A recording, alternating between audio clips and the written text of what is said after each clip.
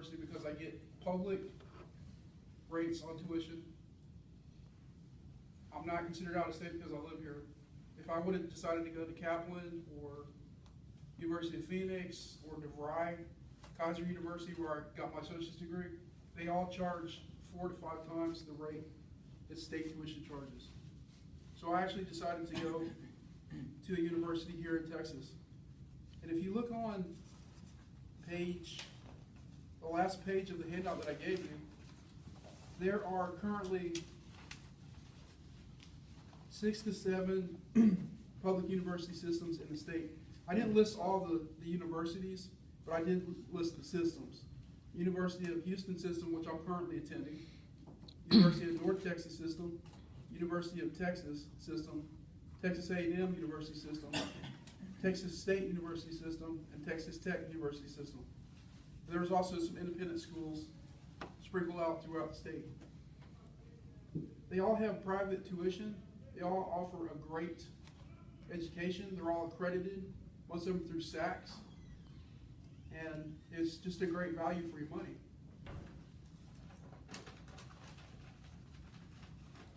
Here's some benefits of attending a public university. Like I mentioned before, the lower tuition, so I just want to list a few more of these things. Benefits of attending a public university are lower tuition, in-state tuition. Most likely, if you go to a university that's located centrally to you, such as Texas A&M, Corpus Christi, which is here in Corpus, or Kingsville. I go to University of Houston, Victoria. It's within an hour, hour and a half. I can get to my campus if I decide to go face to face. So just being close by is a benefit of that. You can take most of your courses online, or you can do them face to face. It all depends on how you want to do it. The topic of this speech is online, so that's why I'm focusing on this, but I just wanted to mention that you do have the option to go to face-to-face classes at these universities that give online.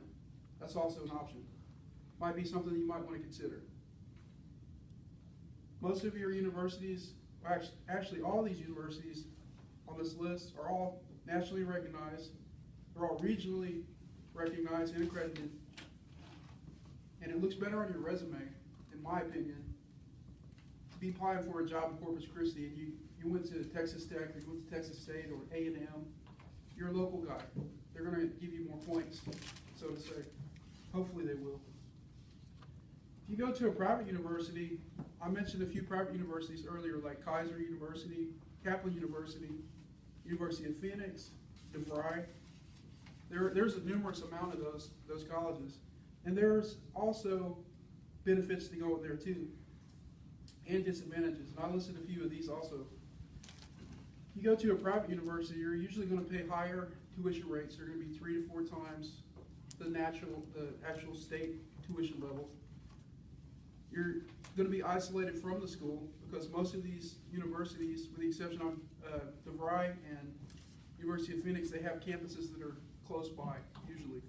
But the majority of them are just purely online, and you have limited access to the school.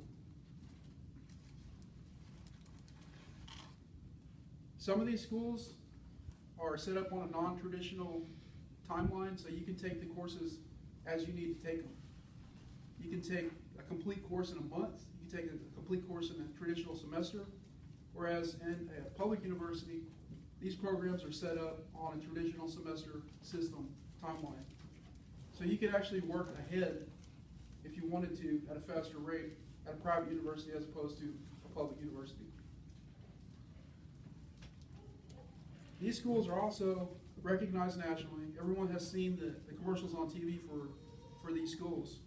They spend millions of dollars in advertising to get people to come to these schools because they're business. And they're a great business because they provide a valuable education for those that are seeking to be educated. They're also accredited nationally and regionally. They're also a great choice. If you want to go to an online school, pick one of these schools. When I was deciding to go to the school that I chose, University of Houston, Victoria, when I narrowed it all down, it was a hard decision. I was actually going to University of Texas, Brownsville last year, and I found out I was going to have to take an additional 2 years of school. because each school, if you transfer from Delmar College to another school outside the system, maybe to A&M or Kingsville, there could be a possibility that these schools are going to not give you credit for all the courses you've taken at the local campus. So then you have to retake courses. You might have to take additional courses you've already taken, take a completely different degree program. It all depends on that school. So that was the reason why I decided to transfer from the University of Texas Brownsville, which is also a very good school. It offers an online program, to the University of Houston, Victoria. I was actually able to cut down my time in school by about a year because they gave me credit for a lot of courses I've already taken. It actually saved me a lot of money, a lot of time. Now let me move along to the middle part of my speech. A lot of people don't know what you have to do to get into college. The first thing you've got to do is figure out how to pay for it. I don't think a lot of people have thousands of dollars sitting around that they can just go and prepay for school. If you do, can I borrow some? I got student loans like crazy. But I was able to be blessed and get financial aid through loans and through grants through the federal government. If you look on the last page of this packet, you can see that I've listed a few websites you can go to. FAFSA.gov is the website that everyone has to go to when they apply for financial aid. Basically what you do is you go on the website, you put in your personal information, your financial information, your name, social security number, all that good stuff, and it tells you how much you're qualified to go to the school. You can also pick the school. They'll send the financial aid information to the school for you, so you don't even have to do that. So it only takes about 15 minutes. Once you get done with that, you know you have a plan. I have this much money to go to school. That narrows down your choices as to, hey, I might qualify for some loans. I might qualify for some grants. So that could actually whittle away your choices to give you a streamlined list of schools that may be appropriate for you to go to. After you've signed up for financial aid through that website and you've decided which school you're going to go to, contact the school that you want to go to. The first thing you want to do is you want to call the admissions department. The admissions department will be able to tell you just about everything you need to know about the school, about the programs. You can discuss your educational goals. You can talk to them about concerns you have with achieving your educational goals. And if you're nervous at all, that's the best people to talk to because they can assure you that you'll have the time to get through their program. There are many people that have gone back to school through various challenges such as working various copious amounts of hours, more than me, even 70 hours a week. People with children, people that are disabled.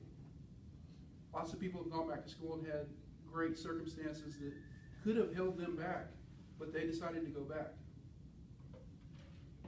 Your admissions department is going to be your first line of contact with the school. They can help you to choose your courses. They're going to set you up with an academic advisor, and the academic advisor is going to help you. You look on page, the third page, at least the third page of this packet.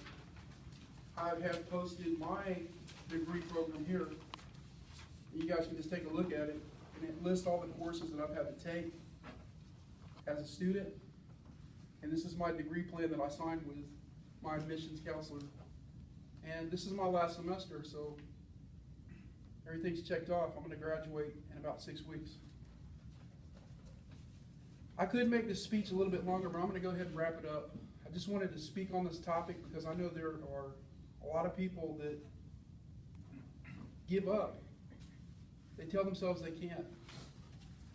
Remember, a degree is not going to give you anything but an opportunity to maybe get your foot in the door, or otherwise it wouldn't have got in. It doesn't guarantee you anything. It doesn't make you smarter, or it couldn't make you smarter, but it makes you broader. It makes you more marketable, and it gives you a sense of pride. So if you're deciding, anyone watching this video right now, anyone in this room, if you're deciding you want to go back to school, don't use excuses. Sit down and make a plan. Keep the packet that I gave you. If you want, you can throw it away, but I would keep it. Gives you information. Look it over and decide to go back to school, because it's been great for me. Thank you.